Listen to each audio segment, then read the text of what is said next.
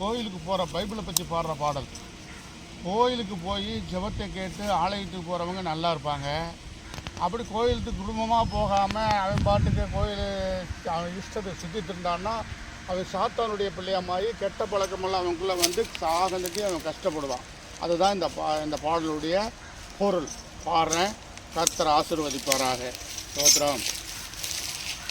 பைபிளை தூக்கி கொண்டு மனைவியை கூட கூட்டி கொண்டு, பைபிளை தூக்கி கொண்டு மனைவியை கூட கூட்டி கொண்டு சர்ச்சுக்கு போக வேண்டும் சின்ன தம்பி, சந்தோஷமாய் வாழ வேண்டும் நல்ல தம்பி. பைபிளை தூக்கி கொண்டு மனைவியை கூட கூட்டி கொண்டு, பைபிளை தூக்கி கொண்டு மனைவியை கூட கூட்டி கொண்டு சர்ச்சுக்கு போக வேண்டும் சின்ன தம்பி, சந்தோஷமாய் வாழ வேண்டும் நல்ல தம்பி.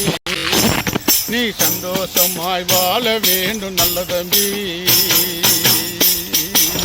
பைபிளை தூக்கி கொண்டு, பைபிளை தூக்கி கொண்டு மனைவியை கூட கூட்டி கொண்டு, பைபிளை தூக்கி கொண்டு மனைவியை கூட கூட்டி கொண்டு சர்ச்சுக்கு போக வேண்டும் சின்ன தம்பி, சந்தோஷமாய் வாழ வேண்டும் நல்ல தம்பி.